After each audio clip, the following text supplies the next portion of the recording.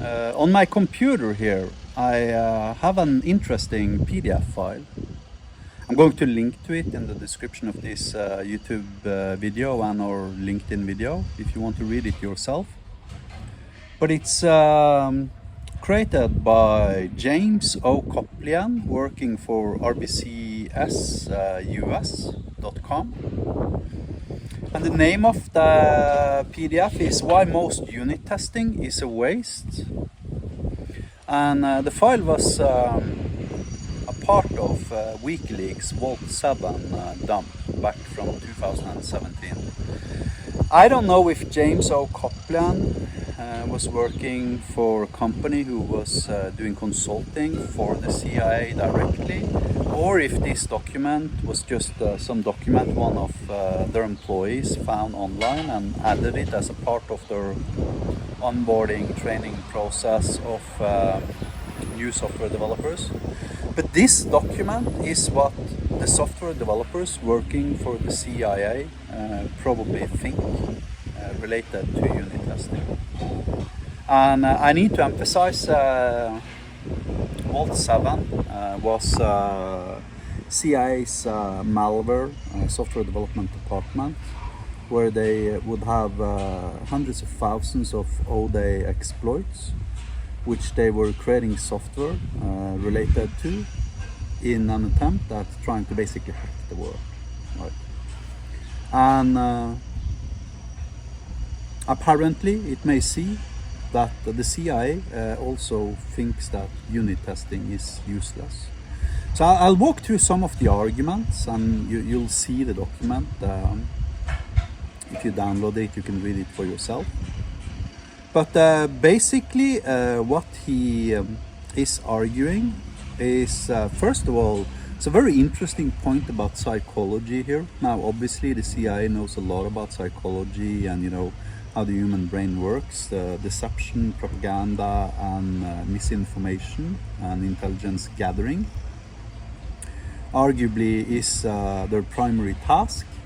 So they happen to have a lot of knowledge about how the human mind works. And one of the more interesting arguments they're actually using here is that we as software developers, we create unit tests because of the dopamine hits that the green light gives us every time we run our unit test suite. So basically that green light has the same effect as somebody liking your Facebook post or commenting on your Twitter status or stuff like that. It's basically drug-induced software development, implying the software developer who is creating unit tests are very often using it because he's literally addicted to the dopamine he's getting when the test succeeds.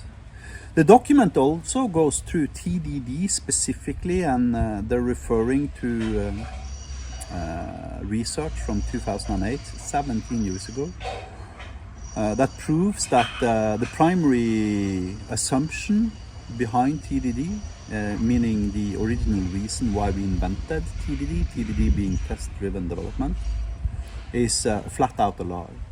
So does TDD increase quality of software development projects? Well, there's research referenced in this PDF from 2008 that actually concludes with that the answer to that question is no. Not only is the answer to that question no, but actually TDD results in worse quality software. And then it goes through our superstitious belief systems related to that, you know, how we believe that if we have 100% coverage in our unit test suites, that we're actually testing every possible permutation, but we're not, because these are compounding together, right? So one can be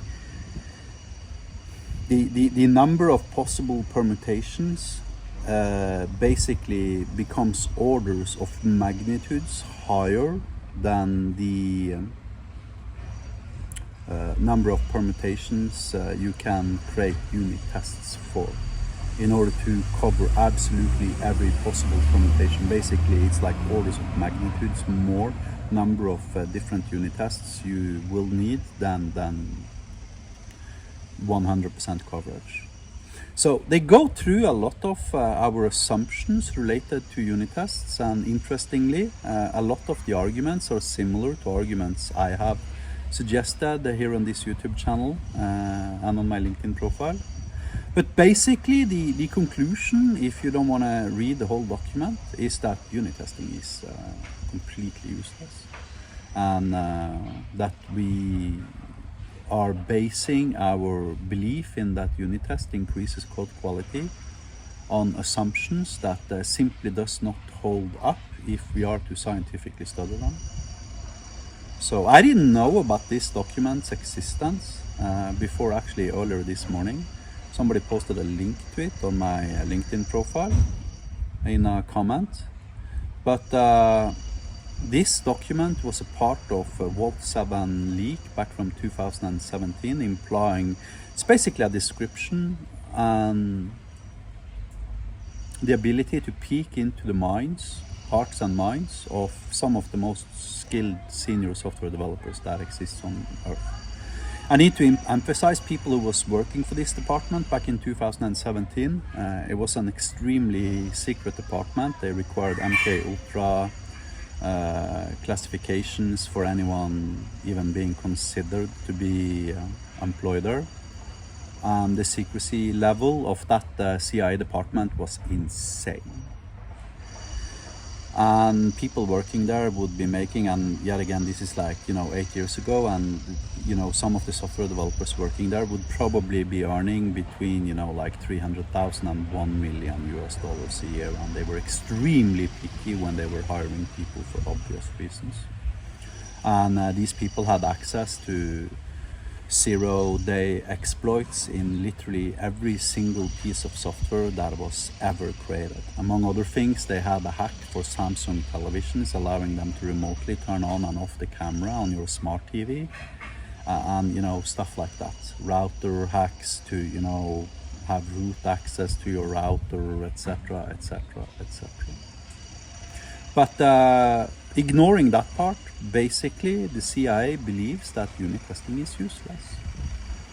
And unless you believe that the CIA are idiots, then maybe you should start re-evaluating your thoughts about unit testing too.